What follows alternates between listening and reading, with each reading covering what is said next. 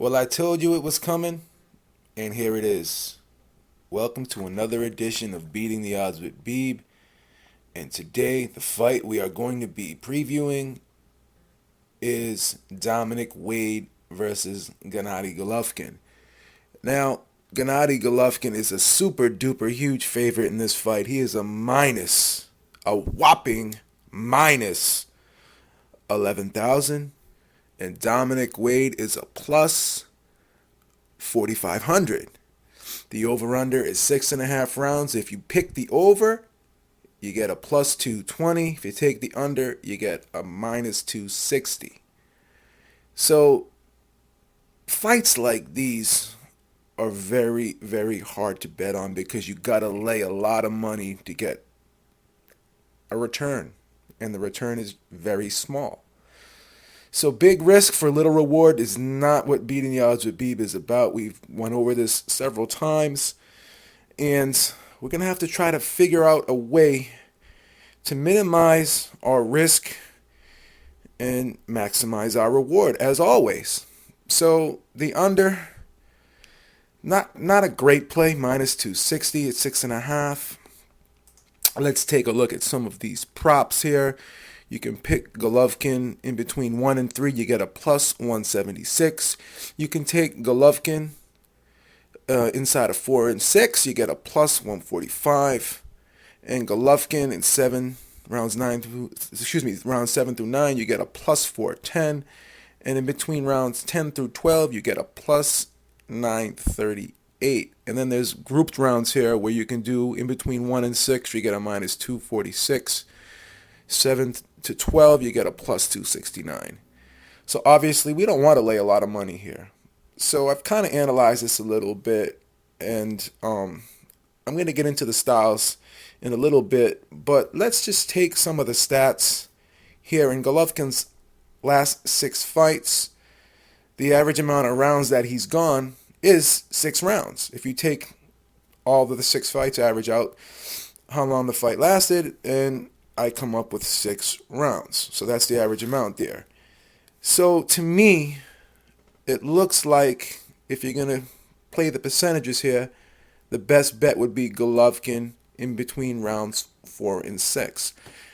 But the problem is, sometimes with Golovkin is, I'm not going to say he carries his opponent, but he reminds me of Roy Jones back in the day. When Roy Jones, people accused him of carrying opponents by playing around with them.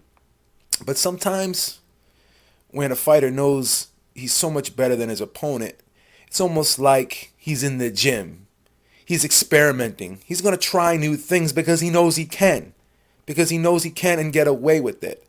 And that's the fear I have sometimes with Triple G when I'm trying to nail down a bet and pick the round that I think, or the group of rounds that I think he's going to stop at his opponent in. So a lot of people are really, really downing this fight, downing Dominic Wade as an opponent. And Triple G is all about entertaining the fans. And it seemed as though in the David Lemieux fight and in the Willie Monroe fight, I hate to use that word carry, but going back to my original statement, I think he was experimenting, trying new things, and trying to somehow extend the fight for the sake of entertainment for the fans. So the big question is, will he do that in tonight's fight? That's what worries me. That's what worries me. You know, and also he wants that Canelo fight. He wants these big money fights. So does he come out and look super duper impressive and further jeopardize him, getting that big fight because he's going to give them something to look at and say, wow, this guy is the goods. I really don't want to fight him. Or does he go out there and really, put a beating on Dominic Wade to make a statement? That's the big question here. We have to figure that out. And if we play the percentages, I think the best bet tonight would be taking Golovkin in between rounds 4 and 6 at the plus 145. So let's talk about Golovkin a little bit, and in my opinion, what makes him special as a fighter. You hear people say a fighter is fast, and then you hear people say a fighter is quick. I think Golovkin more so is quick than fast. And the difference between a quick fighter and a fast fighter. And people are going to say, "Beeb, what are you talking about? It's the same thing."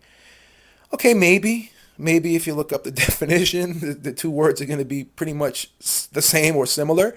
But in boxing, in my opinion, what quick is being efficient in what you do in terms of technique and how you do certain things in terms of throwing punches, making subtle movements.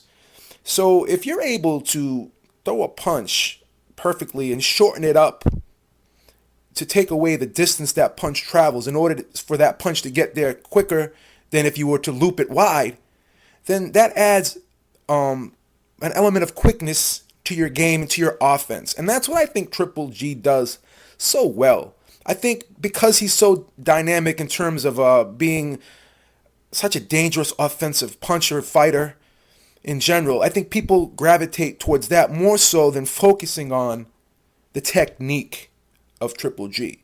If you notice, he'll for instance, throw a jab out there, and then he'll see his opponent react a certain way at the last minute, and then, in midair, at the end before that punch lands, he'll turn that jab into a hook because he sees something that his opponent gives him. And not only that, we talked about body positioning with Errol Spence or with Kell Brook and how that would play a factor in that fight. Triple G has that as well, but not only that, he sees things. He sees things kind of unfolding, like when his opponent will throw a hook, he sees that and he'll roll that hook, and then as he's rolling, he'll roll that hook. He'll turn his body to the opposite side, turn his body to the left, and as he's turning his body to the left, he'll come over the top of that hook with the right hand. And it's the same thing. He'll roll a right hand, sort of like what Danny Garcia did against Amir Khan. And as he rolled the right hand, he'll turn it into a hook. So he's punching with his opponent, but he's shortening up his punches. He's rolling his opponent's shots, and he's getting his shots in there and landing them harder with more effectiveness because he's anticipating what his opponent's doing, rolling the shots. He's shortening up his shots when he sees his opponent opening up wide, and his punches are getting there before his opponent's.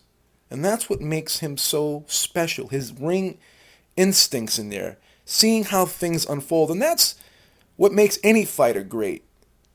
Instinctively doing things, seeing something unfold, being 2 or 3 steps ahead of your opponent. And I think Triple G definitely has that gift, and I think it gets totally overlooked and underrated.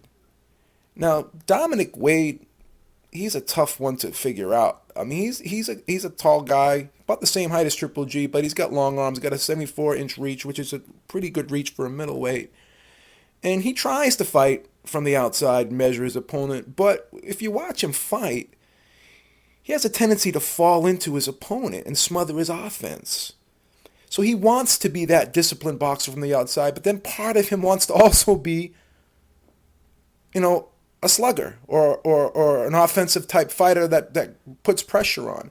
But the problem with that is he's just not a hard puncher, number one. And number two, he's really not able to figure out distance well enough to be able to really get the proper spacing so he can land effective shots. So this is a guy, I think, who's trying to figure it out as he goes along. Do I want to be a boxer? Do I want to be a slugger? Do I want to be an offensive dynamo? Do I want to be an exciting fighter? And I think in the process of all that, he's thinking too much in the ring. He's not doing things instinctively like Gennady Golovkin is doing. So that's a problem. And it's going to be a problem in a fight like this where on the turn of a dime, Gennady Golovkin can change things. He can change things and really surprise his opponent and land a shot when his opponent thinks that they're in position to throw the perfect shot and they're in an offensive position, but really they're getting sucked into a trap by Triple G. Triple G allows you to do certain things and makes you get that confidence, and once you start getting that confidence, boom, he takes it right away from his opponent by thinking 2 or 3 steps ahead, punching with his opponent, but getting inside their combination and getting there first because of as I said, the technique and just being able to read his opponent and know what his opponent is going to do before his opponent actually does it, a la Floyd Mayweather. So that's going to be a big problem for Dominic Wade. He may lay back, on the outside, and that's when Golovkin can kind of open him up a little bit, slide in there, and take advantage of him being somewhat complacent and giving him that time to start his offense and get in there and land those hellacious body shots on the inside and those short hooks and short right hands. And also, as I said, because Dominic Wade falls into shots, he could lean in and get countered by Gennady Golovkin. So I don't see a way Dominic Wade can win this fight, but the big question is, how long does this fight go, and does Dominic Wade finish this fight on his feet? I think it's almost a 99.9% chance that Dominic Wade does not finish this fight on his feet, but I have to nail down the rounds. And if I do play the averages here, I'm going to have to say that the smart bet is going to be Gennady Golovkin inside of 4-6 at a plus 145.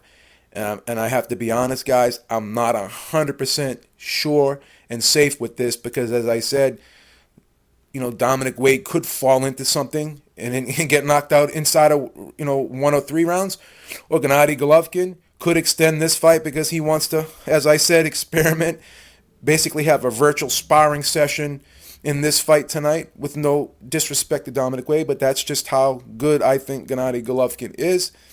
So that's the problem here, but I think if we have to nail down a bet here, nail down some sort of play, I think the best bet for us right now to put up the least amount of money and get the a decent amount of return here is taking Golovkin in between 4-6. So that's beating the odds with Beeb. For now, until next time, peace. Thank you for watching, as always.